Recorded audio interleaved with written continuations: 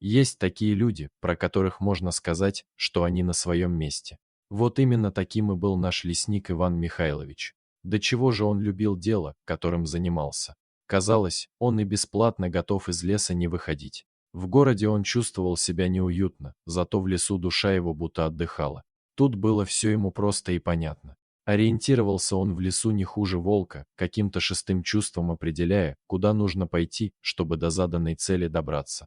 Но один недостаток у Ивана все-таки был. Он настолько посвятил себя делу, что даже семьей обзавестись так и не сумел. Редко кто согласится иметь такого мужа, который дни напролет пропадает неизвестно где, а из прибытков грибы да ягоды и мизерная зарплата лесника. Но, казалось, Иван Михайлович не особо и переживал по этому поводу. Вот и сейчас он шел уверенным шагом по знакомым лесным тропам. Михалыч, поправив карабин, достал свою самокрутку и на ходу подкурил, положив сожженную спичку себе в карман. Даже такой мелочью он старался не мусорить в лесу. Тем более, что небрежно брошенная спичка в лесу больших бед натворить может. Бывало уже такое в его жизни. В голове пронеслись картинки из прошлого, когда он еще совсем молодой лесник был. Ванька видел, как горела тайга. Сплошной стеной шел огонь, пожирая все на своем пути. Вспомнилось ему, как он попал в огненную ловушку вместе с волчонком, побоявшимся прыгнуть вслед за матерью через огненное кольцо. Жива ли она или пропала в том огненном аду, уже не узнать. А вот волчонка Ванька спас. Шумная была история. Лесник спас волчонка из огненной ловушки, вспомнил заголовок местной газеты Иван Михайлович и про себя ухмыльнулся. Думая о тех временах, когда только эта история с волчонком, сделавшая его известным, спасла от неприятностей из-за начавшегося пожара. Попробуй докажи этим твердолобым начальникам в высоких кабинетах, что верховый пожар пришел на его территорию с соседнего района. Не доглядел, значит, твердили они, стараясь найти виновного рангом пониже и отвести от себя неприятности. И только спасенный волчонок, привлекший внимание СМИ и всеобщее уважение среди людей, отвели от лесника беду. Волчонок тогда получил несколько ожогов, и Иван, стараясь не приучать зверя к присутствию человека, все-таки смог поставить его на ноги и уже к осени выпустил его в лес. Судя по всему, стая приняла волчонка, потому что больше одиноких волков лесник в тайге не встречал.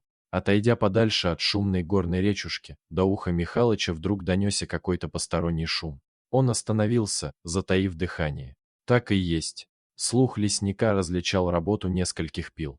Работала целая бригада. Иван Михайлович быстро приближался, идя на звук. «Кедры валит», — с горечью подумал он, уже определившись с местом, на котором происходит преступление. «Ну, я вам сейчас и устрою, ребята». Он на ходу скинул с плеча карабин и передернул затвор. Выйдя на поляну, он сходу выстрелил в воздух. «Ребята, кончай работу!» Громко выкрикнул он, повторно передернув затвор. Перед ним открылась безрадостная картина. Уже с десяток высоких кедров лежали с обрезанными ветвями и готовыми к транспортировке. Мужчина жал зубы от негодования, но взял себя в руки. Глазами пересчитав смотрящих на него лесорубов, он обнаружил 5. Трое из них стояли с пилами и, подчиняясь приказу Михалыча, один за другим глушили их. «Слышь, отец!» — обратился к нему мужчина, находившийся ближе всех к нему. «Зачем шумишь? Давай мирно вопрос решим». Намекая на взятку, обратился он к леснику. «Решим», — ухмыльнулся Михалыч. «Конечно, решим», — закричал он. «Вот сейчас ноги тебе прострелю, тогда и решим». «Ты чего, отец?» Подняв руки вверх, он начал пятиться. «Ну, не хочешь, как хочешь». Пожал он плечами и махнул рукой, как будто подавая кому-то знак. В этот момент сзади на голову лесника обрушился страшный удар, отправивший его в темноту. Сколько прошло времени, неизвестно. Но когда Иван Михайлович пришел в себя, вокруг никого не было. Лесник громко застонал, голова невыносимо трещала. Он попытался пошевелиться, но руки были крепко связаны за деревом. Его бросили тут умирать от голода и обрекая быть заживо съеденными какими-нибудь лесными хищниками. Постепенно сознание все больше прояснялось, рисуя безрадостную картину происходящего. Он находился в тайге в абсолютно беспомощном положении. Резкий волчий вой мурашками пробежался по спине лесника. Где-то совсем рядом и тут же с другой стороны.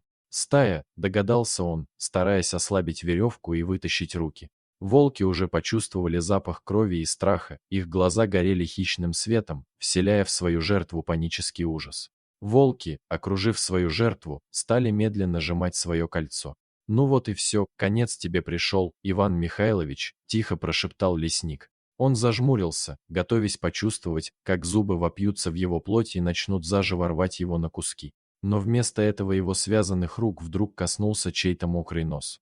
Лесник открыл глаза, волки по-прежнему стояли вокруг него, но уже не проявляли хищного интереса, а, напротив, вели себя спокойно. И только один, стоявший сзади, зубами хватал связывающие его веревки и рвал их. «Что же это?» – думал Иван Михайлович, не веря в реальность происходящего.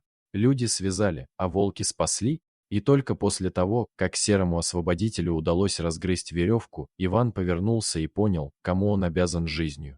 Перед ним стоял тот самый, спасенный им из горящего леса волчонок. Но только это уже был матерый огромный волк, и только ожог на морде выдавал в нем того самого плачущего волчонка. Хищник смотрел на человека умными, понимающими глазами. Михалыч, не в силах больше сдерживать эмоции, зарыдал, упав перед волком на колени и обняв его за могучую шею. Волк, как будто понимая, что человек сейчас нуждается в этом, стоял неподвижно, давая Михалычу время прийти в себя. Уже темнело, но человек, идущий по тайге, не нуждался в свете. Его вела целая стая волков, а впереди шел тот самый спасенный волчонок, теперь ставший вожаком. Михалыч уже совсем не боялся, кто в тайге посмеет встать на пути волчьей стаи, а он под ее защитой, так решил вожак. Несмотря на то, что голова у лесника все еще жутко болела от удара, а запястья сильно кровоточили, на его лице была улыбка. Улыбка от того, что добро в этом мире всегда вознаграждается, а ради этого и стоит жить. Волки довели Ивана до самого края леса. «Ну, спасибо», — снова опустившись на корточки, сказал лесник и положил руку на спину вожака. «Жизнью я тебе обязан, никогда не забуду». Волк ткнулся мокрым носом в лицо Михалыча, а потом, лизнув его руку, быстро развернулся и повел свою стаю обратно в лесную глушь. Лесник начал уже спускаться к реке, когда сзади он снова услышал протяжный волчий вой. Но теперь он уже не пугал его, он точно знал, это его друг прощается с ним. Михалыч повернулся к лесу и, улыбаясь, помахал ему рукой. Дорогие зрители, если вам понравилось это видео, то ставьте лайк и подписывайтесь на наш канал. До свидания.